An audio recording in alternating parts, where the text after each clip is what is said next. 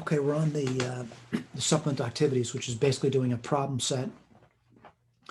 And again, the hope is that you've listened to what we presented to you in lecture and you've paid attention, and now you need to make some effort to see if you understood what was presented to you and what you've studied. And that's by doing a supplemental problem set. I'm going to go through that, but at this point here, the hope is that you've done it yourself already, that you're just here to witness what you've done if it matches what I've done. All right. So I'm going to go to the problem set, and the way I'm going to do that, I'm going to switch over to the whiteboard. And give me a second. Get my whiteboard open here.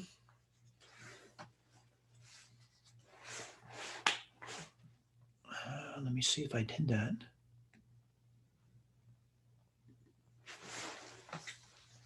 I got to get there, right?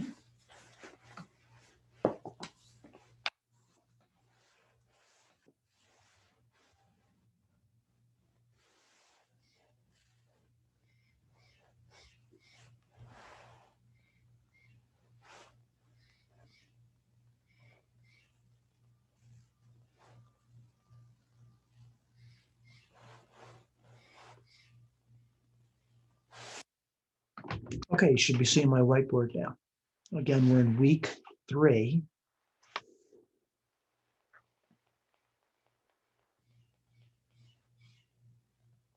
And we're doing the homework.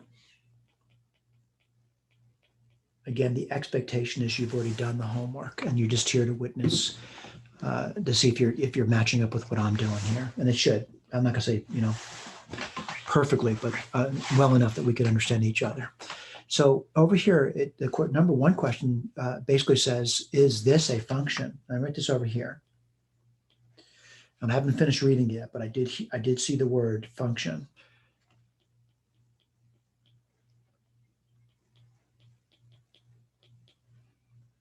Oops, I didn't mean to do that.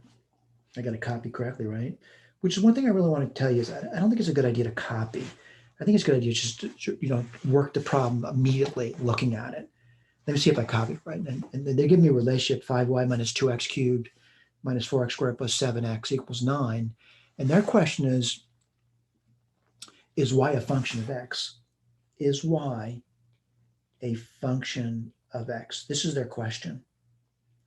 All right, so one thing I'm going to claim is that, let's see if we can just simply solve for y first. So what do you get? 5y equals 9 plus 2x cubed plus 4x squared minus 7x. I'm going to write that a little bit differently. 5y 2x cubed plus 4x squared minus 7x plus 9. I'm just rewriting it in order. That's all I've done. Next thing I want to do is I'm going to divide both sides by 5. What do you get? Y is 2/5 x cubed plus 4/5 x squared minus 7/5 of an x plus 9/5. Clearly, y is a function of x. Why am I saying that? Look at it. Y equals something to do with a bunch of x's there. It's a function of x. So what's the answer over here? Yes. All right, look at the key where they say, yes, y is a function of x. All right, let's go to number 2. And again, this is homework. The expectation is you've done this already. All right. If you haven't done this and you're watching this, though, I could say it's very unproductive. But here's the deal. You may want to do that at some point. You've got to work the problems out. So what's this one over here? Number 2 is g of x. So g is a function of x. And what is it? The 4th root. That's an even root. And you get x squared plus 7x. And what's our question? Find the domain of this function. Well, this is an even root. So the domain is when the radicand, that's x squared plus 7x, is greater than or equal to 0. Factor it. You get x plus 7 and 0. Number line. What goes on a number line? The zeros of those factors. So minus 7 and 0. We're going to test it out now. And what I mean by that is, whoops, we're going to, I got the wrong device there. we're going to be looking at the product of these two things here. These are factors by taking a test point. What's a good number after 0? I would say after 0, a good test point to take would be like 1. Plug it in. What do you get? Positive times a positive, which is a positive number. I'll write that down for you. All right, next up. What's a good number between -7 and 0? I would say like -1. Plug it in. What do you get? Negative times a positive, which is a negative number. All right, let's keep going. And again, I'm looking at what's a good number below -7. I would say -8, negative, and this would be negative. What's a negative times a negative? A positive. Here comes time to answer the question. So I don't know what the question is. The question is, when is it greater than 0? When it's positive. I'm going to shade that in for you. Positive here, and it's positive here. What's the other question? When is it equal to 0?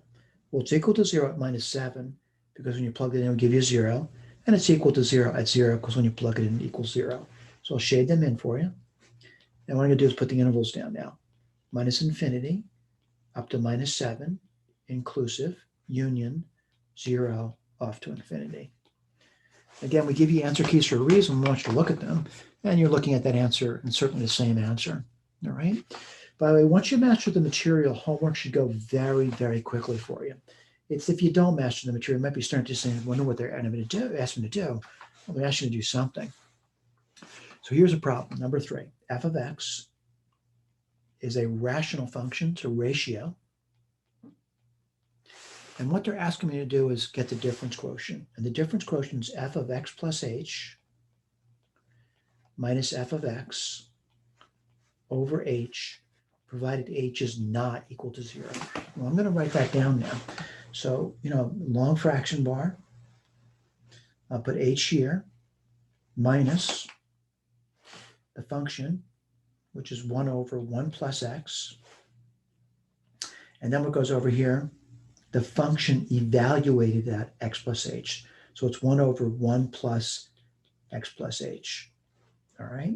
So I went too far with the fraction bar, right? So let me get my little eraser out and I'll erase this over here. What I recommend you do though, and it's up to you how you want to do this, I would recommend what you do is simplify the problem as much as you possibly can. Because someone's going to say that's very little work. Right now it's very little work. So what I'm going to do is I'm going to do what you were told to do in Math 100, which multiply the top and the bottom by what's called a minor LCD. Let me point out what I mean by that. This is a fraction, that's a fraction. These are small fractions containing this really long fraction over here. What's a minor LCD? The product of those two denominators, which is 1 plus x plus h times 1 plus x. Write the top and bottom down.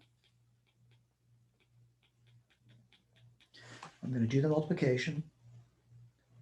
The bottom is fairly simple. It's h times 1 plus x plus h times 1 plus x.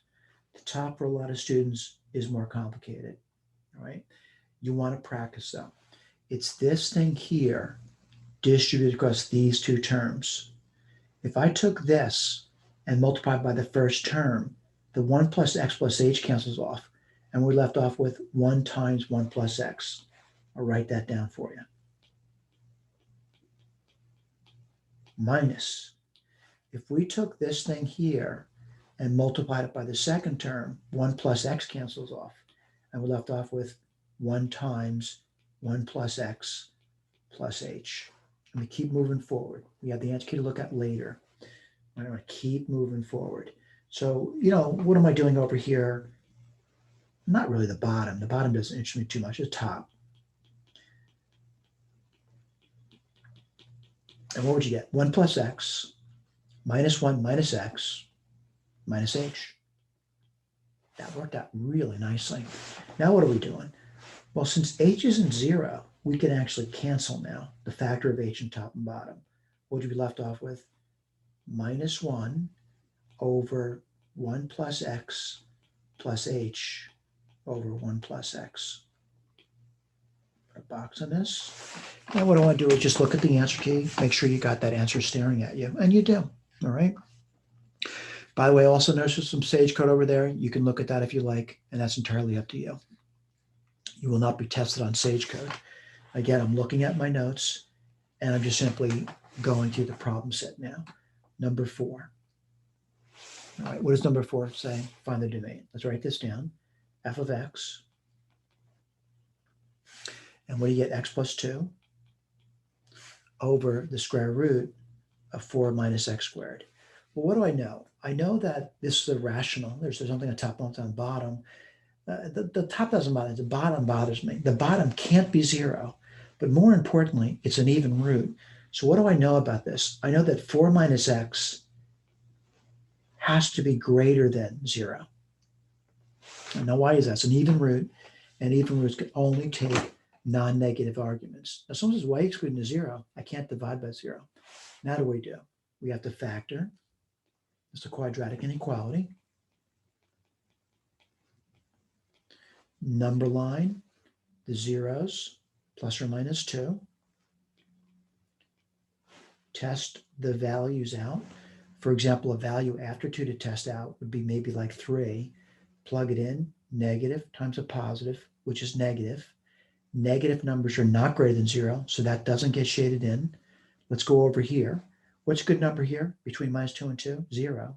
If you plug it in, that would be a positive times a positive, which is positive, and positive numbers are greater than 0. So that gets shaded in. All right, I'm going to take the next one, which is over here, minus 3, plug it in. This would be positive. This would be negative. A positive times a negative is a negative, and negative numbers are not greater than 0. So I have my answer. What's the domain over here? Minus 2 to 2. Not inclusive of those numbers. Look at the answer key. Make sure you're staring at that answer. You go to number 5 now. And again, I'm reading these things from the actual notes that you have possession of. At least you should. So it says, given the following graph is a relationship. It's a relationship between x and y's, by the way. They tell me the C, I'll write this over here, is between minus 2 and 4. By the way, I'm looking at figure 8 on page 58. Again, if you've done the homework, hopefully you have everything in your possession at this point. And they tell me the domain, right? Or the domain is going to be real numbers. All right. So let me just read it again to you. So it's given the following graph, that's figure 8, page 58, is a relationship between a set C. C is between minus 2 and 4, and a set D. Oh, I'm sorry. They didn't say domain. They just simply said a set.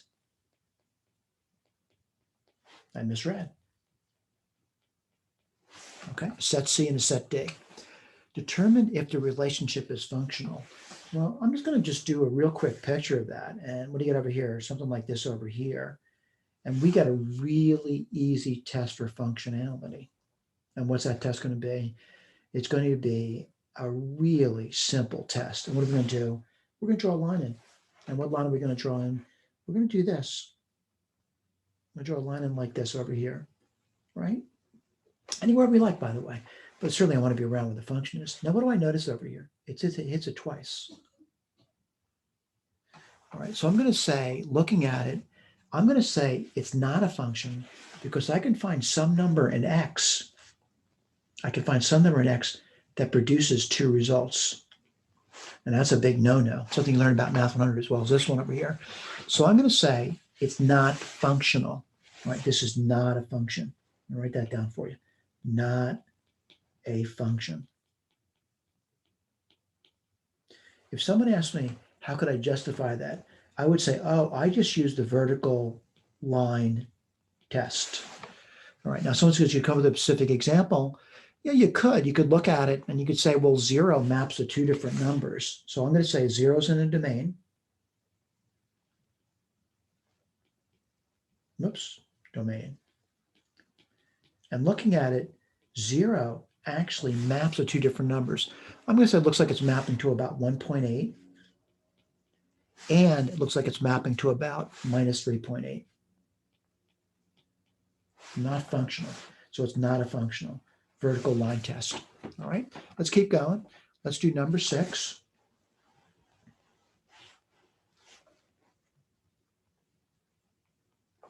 And number 6 is a linear function.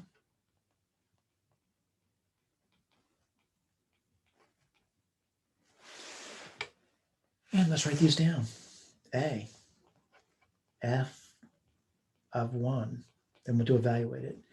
I would recommend you parenthesize the variable, plug in the value, and then evaluate. 2 minus 3 is going to be minus 1. We'll look at the key later. Let's go to B. F of minus 2. What do I recommend? Parenthesize the variable, plug in its value, which is minus 2, and do the arithmetic. Minus 7, because 2 times minus 2 is minus 4. Minus 4 is minus 3 is minus 7. We'll check the key later. F of A. That's not so bad. Parenthesize the variable and plug in the value, which in this case over here is an abstraction in A. So we get 2A minus 3. We'll look at the key later. F of 2x. Parenthesize the variable and plug in its value. And again, in this case, an abstraction 2x. What do you get there? 4x minus 3. Yes, we're doing a simplification. It's important you learn to do that. Let's go to E. What does E say? F of x plus 1. Parenthesize the variable and plug it in. What I'm plugging in this case here, another abstraction, x plus 1. So we get 2x plus 2 minus 3, which is 2x minus 1. Fairly simple problems, by the way. What's the next one going to be? This is letter F now. It's f of x plus h. And that's going to be what? 2, parenthesize the variable. That's x plus h. That's going to give me 2x plus 2h minus 3. I'll put that in the box. E, F, G, right? What's this one going to be? Oh, this one's f of x plus h minus f of x. Well, I've already done f of x plus h. I'll write that down for you. Now, what's minus f of x? Well, you're going to take away 2x, and minus and minus 3 is plus 3. So this one works out pretty nicely. What's going to be 2h? I'll put a box in that now. Let's go to the next one. And again, I'm reading the next one. The next one say it's letter H now, right? It says f of x plus h minus f of x. Well, we've already done that already. Divide by h, provided the h is not equal to 0. So I've done the f of x plus h minus f of x. That turned into a 2h. The bottom is h. And this simplifies to 2, provided the bottom h is not equal to 0. Look at the answer key. And I really do emphasize this. We give you answer key for a reason. We want you to look at it. I'll just go through to my red pen now, making sure I got this one over here. Minus 7, 2a minus 3, 4x minus 3, 2x minus 1, 2x plus 2h minus 3. Let's see if we got the last one. Yep, we got it. We're doing good. I also put some sage code down there for the students interested in take a look through that. All right, 7. Oh boy, I'll write down 7 for you. All right, 7 is for a lot of students, it seems like an impossible problem for them to do. But my claim over here is that we'd like you to try it. So we'd like you to try this. I want to point out what's different about this problem and the other problems is I put a bunch of work down for you here. So try on your own. Make sure you've done that on your own. It's going to be tough for a lot of students. After you try it, what you're going to do is look at my work.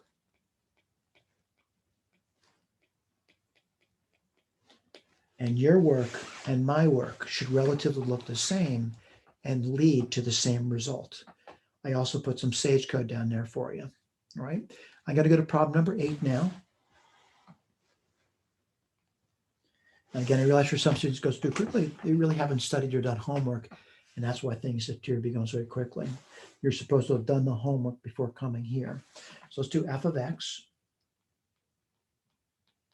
And I'll write down for you. It's x4 minus 5x squared plus 4. They gave me the graph. They said the graph is figure 9 on page 61. It's in your interest to look at that graph, right? I'm going to keep reading it to you. It also says, you know, you're going to answer the questions, but it says 2 points indicated on the graph. And I'll put a really rough picture down of this thing over here. Looks like this over here. 2 points indicated in the graph, and they are indicated.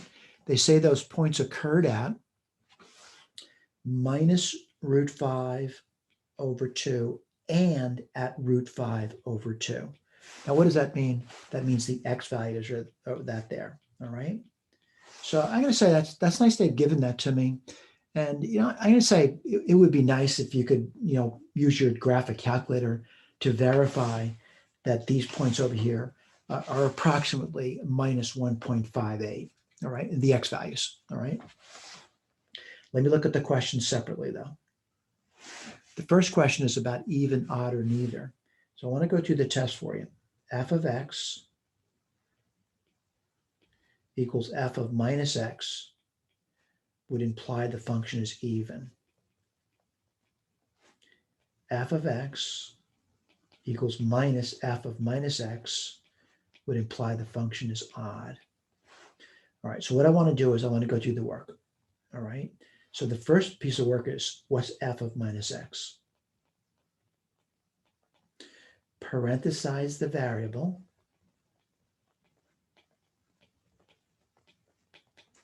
and plug it in. In this case, it's an abstraction, minus x.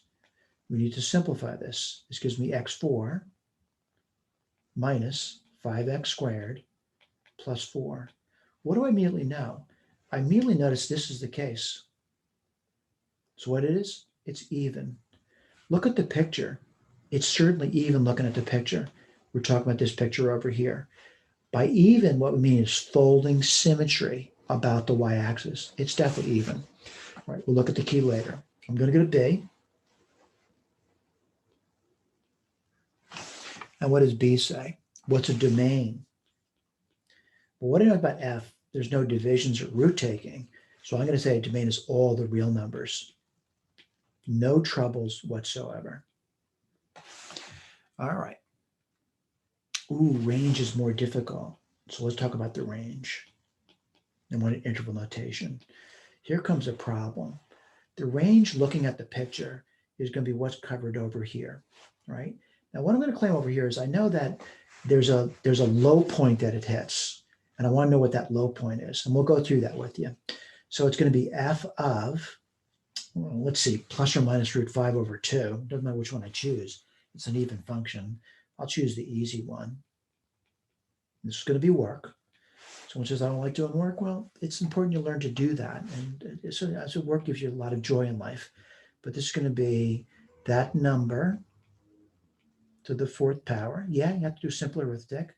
Minus 5, that number squared, plus 4. Let's see if we can do that.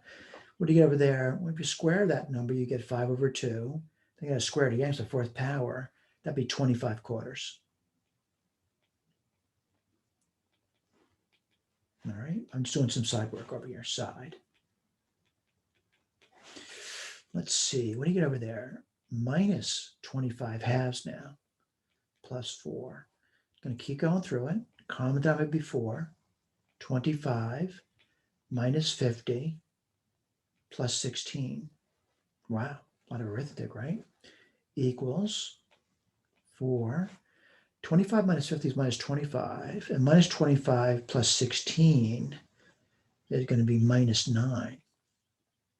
All right, so I'm going to say the lowest thing that this could hit over here is the value minus 9 quarters. So it starts at minus 9 quarters, it touches it, and then it streams off to infinity. We'll look at the key later, by the way. Okay, let me keep moving. What's the next thing? The intervals where it's increasing. I want to remind you the picture looks like this. And I know what these values are over here. And I want to make sure you understand what I mean by increasing. Increasing means you move left to right. It's moving up. All right. And again, we're looking at the picture, and these are the intervals where it's increasing. We're moving left to right, by the way. And again, I'm looking at it. It's going to be D. We'll look at the key later. So I'm going to say, well, looking at it, minus root 5 over 2 up to 0, union root 5 over 2 off to infinity. Again, these values were given to me. I know what they are. Let me point out again.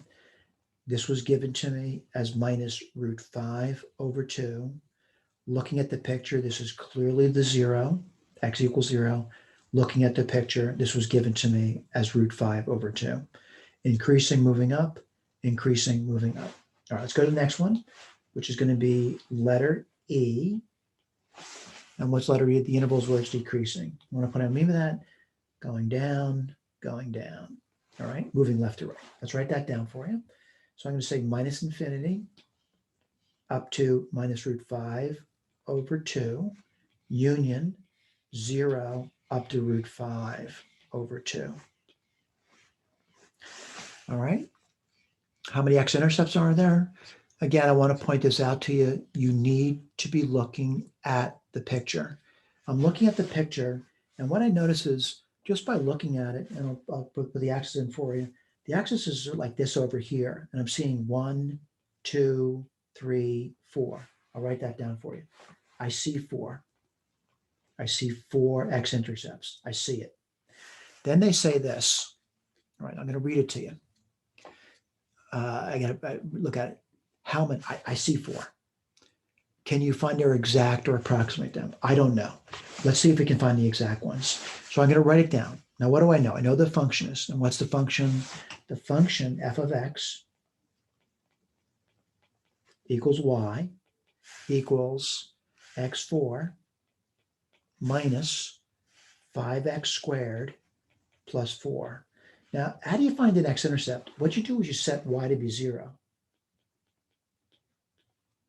Let's go through that. 0, x4 minus 5x squared plus 4. Well, I'm going to try to factor it, like a mth119 question. X squared and x squared. Let's see, I'm going to say 4 and 1. Minus, minus. See if that works. I get x4. Yeah, minus 5x squared plus 4. I'm going to continue to factor it. And what do you get? X plus 1, x minus 1. And again, your ability to do work is really what we're looking for. I mean, can you do what we're doing? So I'm going to say I found 4, and I know their exact values now. So I'm going to say, minus 2 comma 0, minus 1 comma 0, 1 comma 0, and 2 comma 0. I also want to claim, though, looking at the picture, I probably could have read it from the picture because clearly I'm seeing that minus 2, minus 1, 1, and 0 just by looking at the picture. All right, so the next question up, certainly I'm reading these to you. Hopefully you understand you can read these things as well. And we're hoping you've read them before coming to class or watching this video. So what's H? Relative maximum. Now I want to point out again, if you went back to the picture, a relative maximum is going to be an open interval like over here where there's a point bigger than all other points. And it's right over here. And what is that point? It appears when x equals 0. All right, so let me go back to that. Oops, sorry about that. What number are we on now? H, I'm on that letter H. So I'm going to say the relative max occurs at 0. And what is its value? Well, its value is 4. All right, so the relative max is there. Now, so the next question is, what's the relative minimum? I think we did that already. I'm going back over here. And I want to point out, just looking at it, the minimums are over here. We've already computed those 2 points, by the way. Now, let me go back over here. Whoops, I really screwed up there. Hold on. Move around too much, right? The relative minimum I'll write that down, minus root 5 over 2. I'll just remind you, we made these computations before. There's no need to do them again. What was the computation we made? I'll just go back over here. Make sure you know, I really screwed up here, didn't I? Got this thing all screwed up here. Let me just go backwards, all right?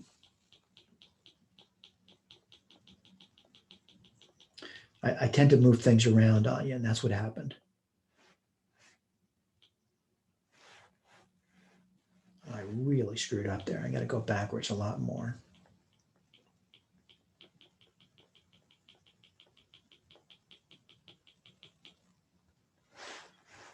All right, sorry about that. I'll just copy that down again for you. So H, reading it again for you, what's a relative maximum? We just discussed that, the relative max. It occurred at 0, 4. When I say it occurred at 0, that's what the x value is. The relative maximum would be 4. And now we're on I. And we found two minimums, which would be minus root 5 over 2, comma. And the other one was going to be root 5 over 2, comma. And again, I want to just go back really briefly with you. We found that number to be minus 9/4 in the past, right? Put that down for you, minus 9/4, minus 9/4. Circle this. This is relative minimum. There's two of them, by the way. All right, let's go back over the answer key and see how we did. All right, and I know it's tough. We want to go back and make sure we've done everything we've been asked. What does A say? It's even, and why it's even? We did that test over there. What they said a domain is, this over here. I feel good about that. Next thing they said, what's the range of it? We got this down. I feel good about that. The next thing was that that intervals we put down. Let's see if I did that right. See this over here. Yeah, it looks like we did a good job. Let's see if we got E right. Wow, we're doing really good. Let's see if we got the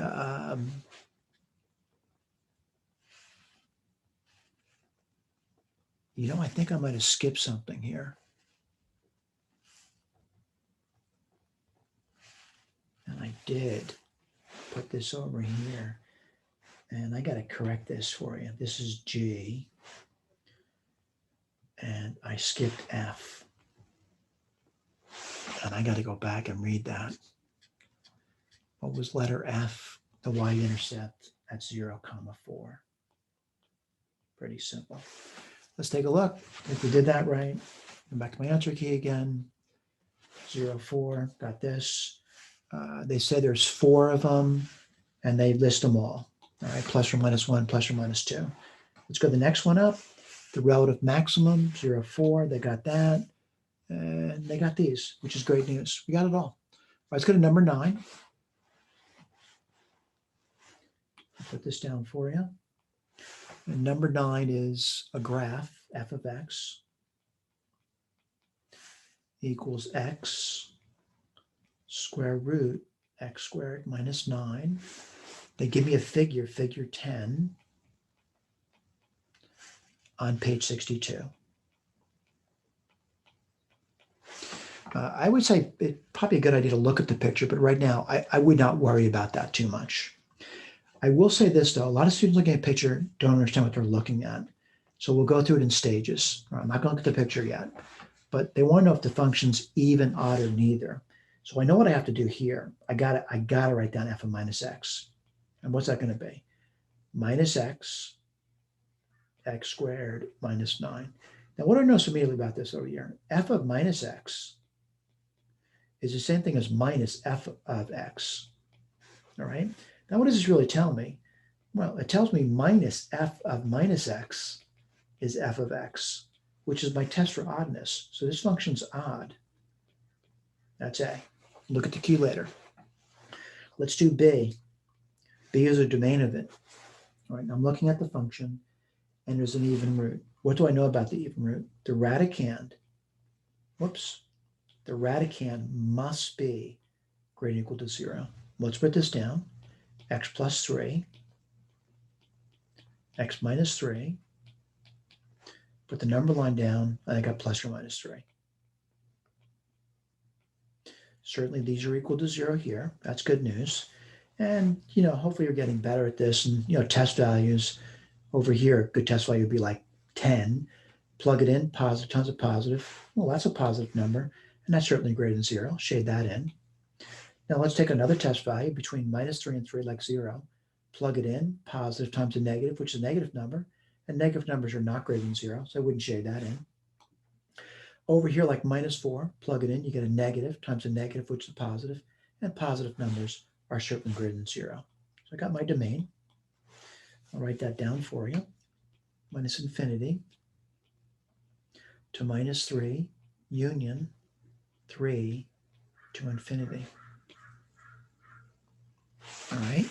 It's going to keep reading through the problem set. All right. I'm going to go, let's say we did A and B.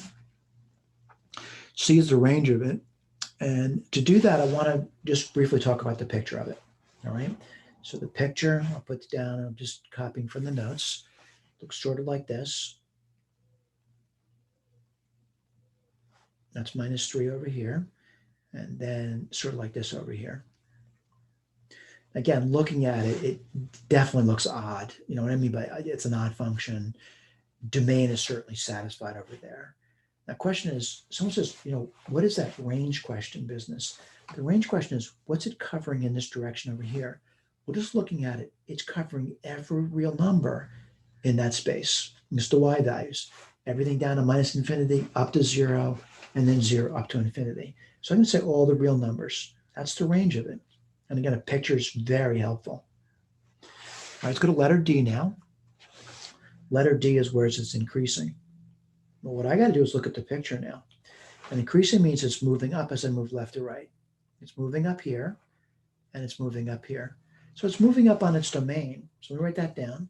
It's moving up from -infinity up to -3, union 3 to infinity. That's where it's moving up. Okay, let's keep moving on. And next one is it decreasing anywhere. This is letter E now, and it's decreasing nowhere. It's always moving up. Nowhere is it moving down. Nowhere. And let's keep going. F is a y-intercept. Well, how do you get a y-intercept? Set x to be 0. Unfortunately, you can't do that. It's not a demanded problem, so I'm going to say none. Simple question. Let's go to G. How many x-intercepts are? Well, by inspection, I see 2. What are they? Well, I'm staring right at them. -3, 0. And the other one is 3, 0. Super simple. I'm staring directly at it. You could also do that by the arithmetic if you want. Symmetry. It's odd, or what's called origin. All right, either one you want to put down is fine by me. Let's take a look at this thing over here. Relative maximum. People get very confused by over here. So relative max. All right, look at the picture. Is there any open interval that contains a point bigger than all other points? I realize some students want to circle these things over here. Unfortunately, that number is not on an open interval. It's closed. So -3 is not on an open interval, right? And I'm going to say over here again, not an open interval. So I'm going to say none. Hij. What's J? Minimums? None again. All right, let's go to the K. Let's take a look at it. One step at a time, by the way. I know it's a lot of work, by the way. We're trying to encourage it. What's number 1 or letter A? It's odd. We agree with that. All right, and because we have the relationship down. Do we get B down? Yep, we got that covered. Did we get C down? We got it covered. Did we get D down? Got it covered. I'm just looking at the key, by the way. Yep. Yep. I'm just looking. All I'm doing. You see, I got G down. 2 x-intercepts. And they list them. Yep, plus or minus 3. Odd or origin symmetry, got this. None and none. We're doing great.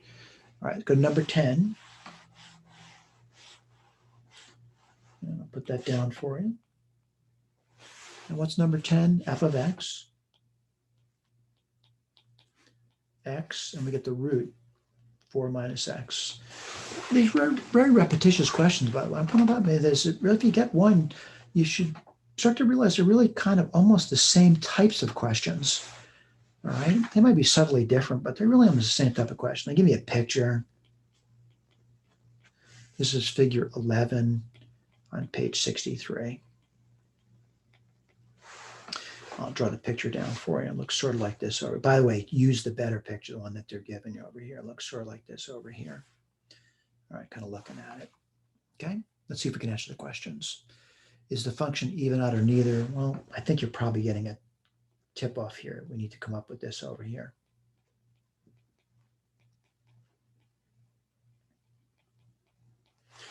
Well, I got to be honest with you. Looking at that, f of minus x is not equal f of x.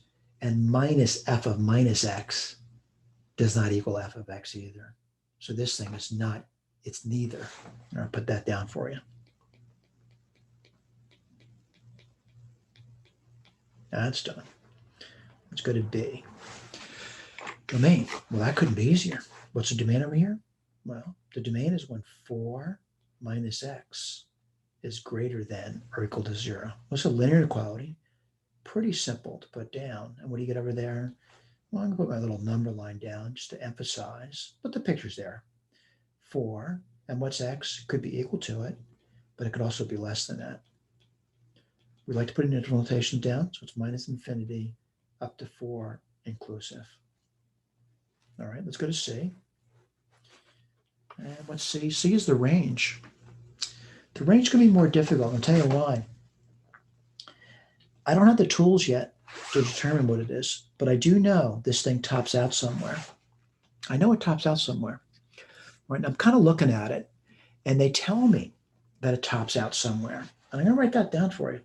They say it tops out at 8/3. They say this point over here is where x is equal to 8/3. So here's what I got to do. I got to figure out what that point is, and I'll put it down for you.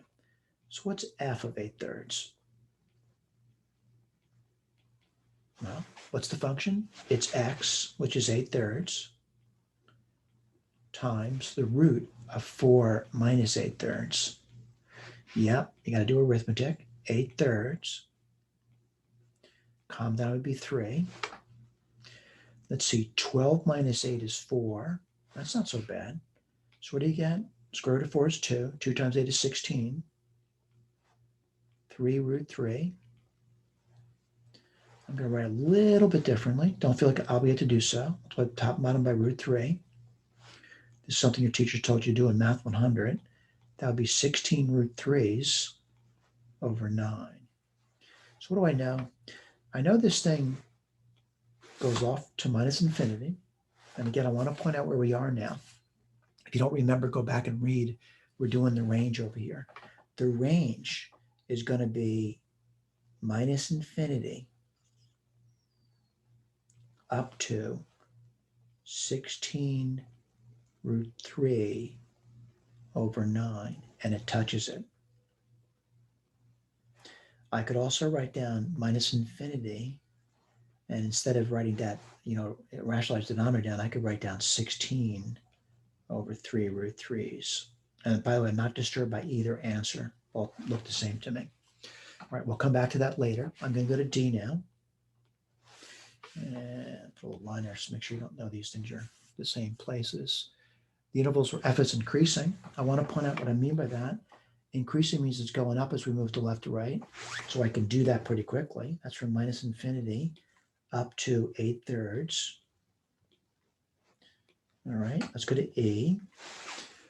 E says where it's decreasing. I want to point out what that means. Where's it going down? Well, I kind of see that. Someone says, I wonder what this number is here. This number here is, well, we know that from the domain is 4. So where's it decreasing? From 8/3 all the way over to 4. Let's see, we're on letter F now, right? What's the y-intercept? Set x to be 0, you get 0. I'm sorry, I said y to be 0. I misspoke over there. You get 0, 0, 0. Let's see, how many x-intercepts are there? I see 2. I see two of them. What are they? One is 0, 0. I misspoke several times already. F is the y-intercept. You said x of 0. I'm sorry. Now I'm doing the x-intercepts. And the other one's going to be 4, comma 0. All right, put a box in that. Move up. Keep doing this. Symmetry. H, I'm going to say none. And I'm going to say relative max.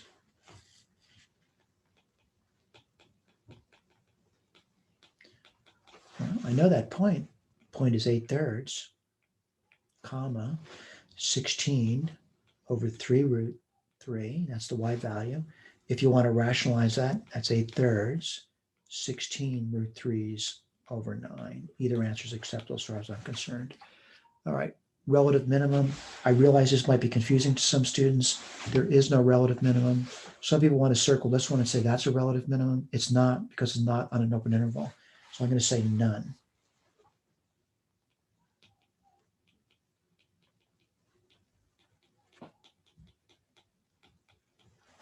Let's look at our answer key, see how we did. All right, I think I got to do one at a time, right? So what's A? Neither. I got that right. What's B? Gee, I got that right too. What's C? Let's see if I got that right. Minus infinity. And I'm looking at C, by the way, 16. Wow, I got that one right too. Let's take a look at the next one, D. Wow, I got that one right. E. Gee, I got that one right too. This one right. This one right. And I got both of those right too. Let me see, none. Relative maximum. I got that right, and I got that right. I'm feeling really good about it. All right, let's go to number 11 now. And again, it's, sort of like it should be very repetitious to you. Number 11 is, well, f of x. They give me a function, minus x, absolute value, x plus 1. And they want me to answer questions, right? They give me a graph. I'll give you a little tiny picture over here what the graph looks like. Looks like this over here. And again, I like their picture better. Whoops, I got a little nervous there. I go backwards.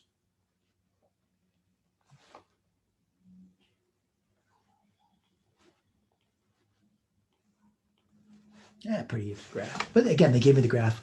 Let me just point where that graph is. It's figure 12. You should look at the better picture, by the way. And that says it's on page number, at least according to this version of the notes, page 64. That could change, by the way. If I insert or delete information, those page numbers could change. And let me see if I can read the questions. It says rewrite the function in terms of pieces. Well, let me go through this with you. The first thing I have to understand is the root of x plus 1. I'm sorry, not the root, but the absolute value of x plus 1 could be one of two things. It could be x plus 1 if x plus 1 is greater than or equal to 0. And it could be the opposite of that if x plus 1 is less than 0. Well, let me keep rewriting that guy over there. Not so bad. What do you get? X plus 1 if x is greater than or equal to minus 1. I'm just solving that equation there, inequality there. And the other one's going to be minus x minus 1 if x is less than minus 1. I got that covered. By the way, I'm saying I write the function down. What's f of x? Well, f of x, and again, if you don't remember, just write it down. It's minus x times the absolute value of x plus 1. I think I'm ready. It's minus x. And I want to point out I'm going to use this one now. It's going to be x plus 1 if x is greater than or equal to minus 1. I can put the second one down, minus x. I'm using this one, minus x minus 1 if x is less than minus 1. Yeah, it's a lot of work. Let's keep going. I want to make it nice and neat. And what do you see over here? Well, I'm going to say minus x squared minus x if x is greater than or equal to minus 1. Minus x times minus x is plus x squared, and minus x times minus 1 is plus x if x is less than minus 1. I'm going to say this is done. This is A. Yep, took work to get through that. B is a domain of it. I don't see any troubles with this guy over here, so I'm going to say domain is all of the real numbers. Picture also represents that. The range of it, well, again, if you're looking at the picture, I want to point the picture looks like this over here. Looks like it's covering the entire space. I'll put that down for you. What I mean by this is up and down. That's the y values or the range of it. Let's go to D. Oh, D is more difficult. And D is, it's going uphill. When is it going uphill? When is it increasing? I'm going to say here, right? And I'm hoping you're looking at the picture to know that. Now, looking at the picture, I'm going to say it appears to be -1. And looking at that between -1 and 0, it looks parabolic to me. Well, it looks like the vertex, which would be -1/2. That's this interval over here, by the way. Let's go to E, if I can do that. And again, I got to read the question, by the way. In decreasing, and decreasing means when's it going down, moving left to right. It's all over here. So let's write that down for you. So I'm going to say from -infinity, we're moving left to right, up to -1, union. I'm going to say -1/2, and it continues to go down forever, so plus infinity. I'll put a box on that. We'll come back to the answer key later. The y-intercept, and that's pretty simple. Just set x to be 0. And again, if you're looking at the picture, hopefully you get that's pretty simple. You can also do the arithmetic if you want. Got this. What's the other one? How many x-intercepts are? Again, I'm looking at the picture. The picture we're looking at, again, is figure number 12 on page 64. I say there's 2. What are those 2 guys over there? -1, 0. The other one is 0, 0. I'll put a circle on that. Let me keep moving through it. The relative maximum. I'm going to go back to the picture. This is the picture over here. This is the maximum. It's on an open interval. And I'm going to say the relative maximum occurred at -1/2, comma, ooh, I got to do arithmetic now. So write down the arithmetic for you. So -1/2 equals, and again, please look at the function. I'll write it down for you. It's going to be minus a -1/2, which is 1/2. The absolute value of -1/2 plus 1, which is 1/2. Well, that's not so bad. It's 1/4. All right. That's the point it occurred at, by the way. So let's keep reading it. The relative minimum, that's letter I. And again, we recommend you look at the picture. If you look at the picture, that's the relative minimum. Where did it occur? At -1, 0. Again, look at the good picture. The good picture, again, is figure 12 on page 64. And you have access to these notes, and you should be looking at them. So what I'm going to do now is look at the answer key and see how we did. All right. If I make a mistake, I'm going to correct it. So let's take a look. Did I get A right? I'm looking at it, and I'm seeing f of x equals pieces, x squared plus x, if x is less than, yep, got that. Minus x squared minus x, yep, I got that. Again, they're in different orders, but it doesn't matter. Did I get the next one down? Yep. Did I get this one down? Yep. Did I get this one down? Yep. Did I get this one down? Let's take a look. Yep. Did I get this one down? Yep. And again, you start feeling good about yourself when you start getting these things right. And let me see if I got the rest of them down. 2 x-intercepts, I got that right. Did I list them correctly? -1 and 0. Yes, I did. -1/2, 1/4. I got that one right. And last but not least, we got this one right over here. Everything looks really great.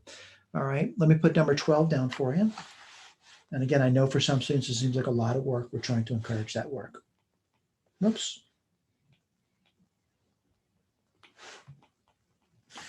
Boy, more functions. F of x equals x squared plus 2 at x greater than or equal to 0 and 1 minus 3x if x is less than 0. All right. So before I do the picture for you, which is given to you, my claim over here is at some point you say, would you stop giving me the pictures? Can I do the picture myself? And my claim is, yeah, you can do the pictures yourself. All right. So I'm going to do the picture, but I will look at their picture later. So I want to graph f of x out. Now, what do I know? Looking at it, I know that this thing changes at 0. So below 0, it's a line. It's this line over here. And this line would have a y-intercept at 1. All right, I'm going to put that down for you. And it's got a slope of -3, which means it's going down. So I'm going to say something like this over here.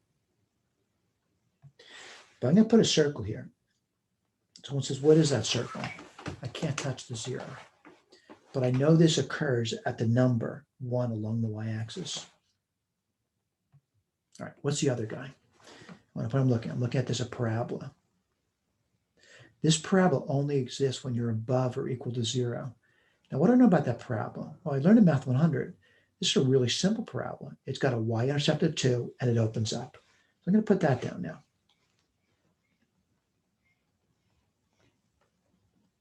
You can touch it, and it opens up.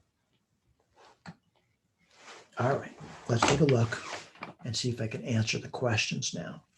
I'm going to read them to you. A, what's its domain? It's all real numbers.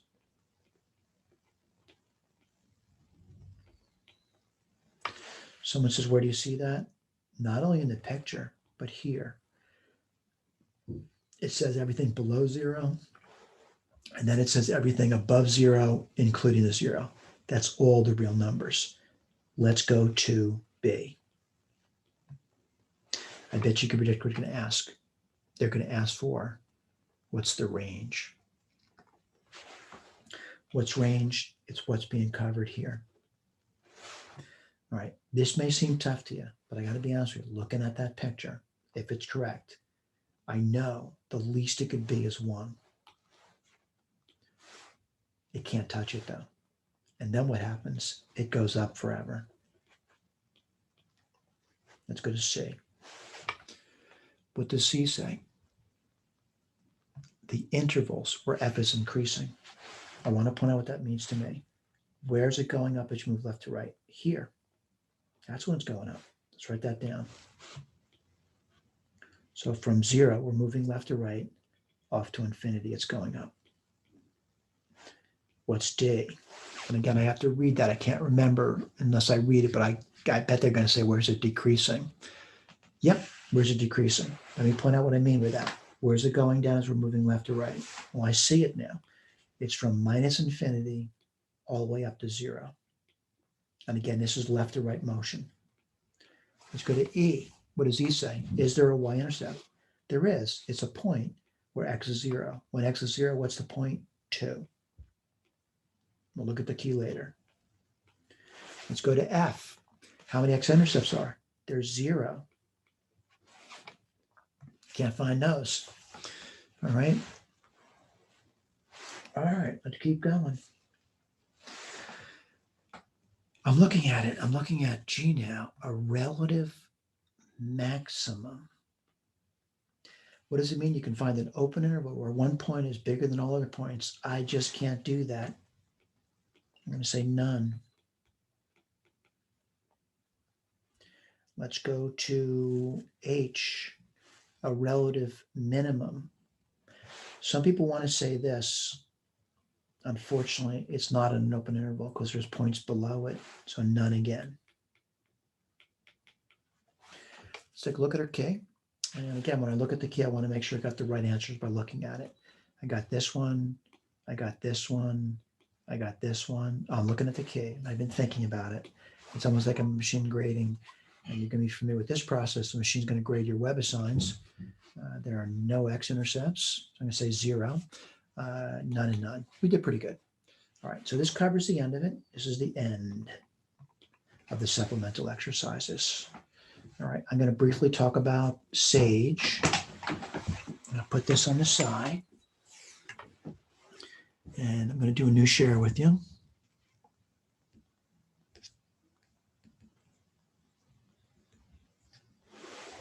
Okay, so just talking through the SAGE over here. And again, I'm not trying to bore you with these like details. Somebody says, I have no interest. We're not telling you you need an interest in. You need to find an interest in something though. So I'm going to open up something a little differently now. I've installed Sage on my computer. And what I want to do is I want to run Sage. So I'm going to run an application called Sage on my computer. And, type in some certain things like reset. And what's nice about having it installed on your computer is the one doing the processing now. All right. So X equals a var. That's a variable. And if you're practicing this thing, which I recommend you do, that this should be relatively simple to do. Maybe I get a little tired. I want to copy paste now. So let's do this over here. And copy paste. All right. I want to do this over here. I can type that in, right? F of minus 1. What's that going to do? I want to point out what f of x equals means. It means it's an assignment operator. It's assigned a polynomial. And f of minus 1 is going to evaluate that polynomial minus 1. Well, of course, we could have done that. All right, so I'm going to do this next thing up, which is h is a variable. Very similar to what we've done in notes, right? And what I'm going to do over here is I'm going to do this over here. I'm going to expand this guy, see what happens. Who knows what's going to happen, right? Copy, paste. Wow, h plus 2x minus 3. You may recall we've done that problem before. Well, let's do some copy, paste now. All right. Yes, you're going to learn by doing that. You're probably going to learn more by typing. But let's see if we can graph it out, see what happens over here. We haven't done this from what's called a terminal yet. If you do plan to move forward in a STEM-related career, you're going to have to learn how to use a computer terminal. Wow, I got a graph. A graph I was expecting. It's nice to be able to get a graph. All right, so I'm going to just, copy paste these things over here. Find roots. Boy, computers are really nice to have. Wow, it found a root. All right. So it says, what's the root? I want to read it to you. It says, find a root of f of x between -5 and 0. If you want, you can go through the rest of these guys over here. Please feel free to do this either if you install software on your computer. I have a nice, interesting video posted on the web for that. You can look at that video for installation if you want. Or if you prefer, go to CoCalc directly on the Sage website by clicking this link over here. This would bring you directly to the Sage website where you can run this code over here if you wanted to. This code over here is Python. Thank you.